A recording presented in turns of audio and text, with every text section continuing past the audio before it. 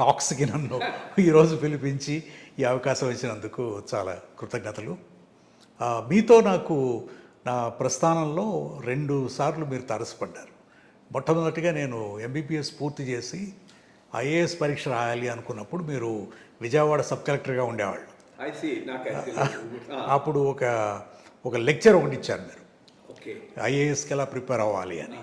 ఆ lecture attend అయ్యాను. దానివల్ల నాకు చాలా గైడెన్స్ వచ్చింది. ఎందుకంటే ఆ రోజుల్లో నేను కోచింగ్ తీసుకోకూడదని ఒక గట్టి నమ్మకంతో ఉండి స్వయం కృషితో పనిచేసి చదువుకున్నాను. కాబట్టి అదొకటి. తర్వాత మీరు చీఫ్ సెక్రటరీగా ఉన్నప్పుడు మీతో పాటు కలిసి పనిచేసే అవకాశం ఇచ్చినందుకు కృతజ్ఞతలు. ఈరోజు మళ్ళీ మనం తిరిగి కలిసి మాట్లాడుకోవడం.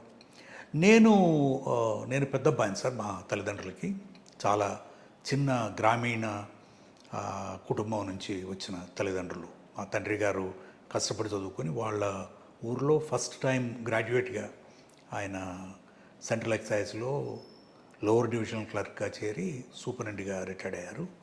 మా తల్లిగారు school teacher.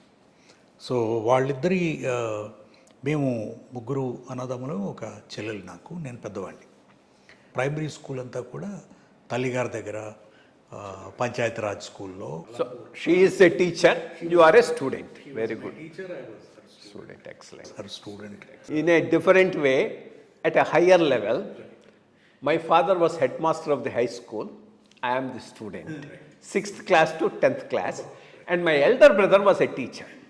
So same school lo, my father headmaster, my brother teacher, nenu student, 6వ తరగతి నుంచి 10వ తరగతి దాకా. That's a great blessing, sir, because nothing like learning from parents and elders. నేను సెకండరీ స్కూల్, ఇంటర్మీడియట్ విజయవాడలో చదువుకున్నాను. ఎంబీబీఎస్ మీరు చెప్పినట్టుగా సిఎంసి వెల్లూరులో ఆ రోజుల్లో ఓపెన్ మెరిట్లో సెలెక్ట్ అయ్యి తర్వాత గోల్డ్ మెడల్.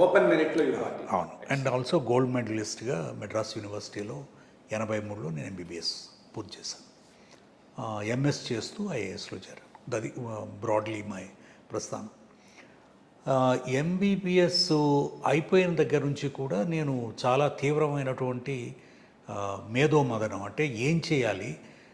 ఎందుకంటే నాకు చాలా మంచి మార్కులు వచ్చాయి, గోల్డ్ మెడల్స్ చాలా వచ్చాయి, యూనివర్సిటీ ర్యాంక్ వచ్చింది. కాబట్టి నేను ఎంఎస్ కానీ ఆ రోజుల్లో కార్డియాక్ సర్జన్ అనేది ఒక పెద్ద యాస్పిరేషనల్ డిజైర్, గోల్. మంచి డాక్టర్లు బాగా చదువుకున్న వాళ్ళకి అలా చదివి సర్జన్ అయ్యి పోస్ట్ గ్రాడ్యుయేట్ చేయాలా, లేకపోతే సమాజానికి పెద్ద ఎత్తున ఏ విధంగా సేవ చేయాలని ఒక పెద్ద మేధోమదనంతో ఒక సంవత్సరం చాలా మదనపడ్డా. నాకేమనిపించేదంటే నాకు medicine is a great education, medical education. ఎందుకంటే మనం జీవితం గురించి, వ్యక్తి గురించి, జబ్బుల గురించి చాలా నేర్చుకుంటాం. అండ్ నాకు చాలా కష్టపడ్డాను కాబట్టి నాకు చాలా మెడికల్ ఎడ్యుకేషన్ మీద నాకు చాలా ప్యాషన్ ఉండేది. కానీ చివరికి ఒకసారి ఐఏఎస్ ట్రై చేద్దాము, ఎందుకంటే మీకు అవుట్ రీచ్ ఎక్కువ ఉంటుంది, సమాజాన్ని మార్చవచ్చు. ఒక్కటి మాత్రం నేను డిసైడ్ చేసుకున్నది ఏమిటంటే ఈ దేశానికి సేవ చేయాలి, దేశం వదిలి వెళ్ళకూడదు. ఆ రోజుల్లో చాలామంది టాప్ స్టూడెంట్స్ అందరూ కూడా అమెరికా వెళ్ళొచ్చు. యూకే కూడా అప్పుడు ఆ రోజుల్లో ఫేవరెట్ డెస్టినేషన్.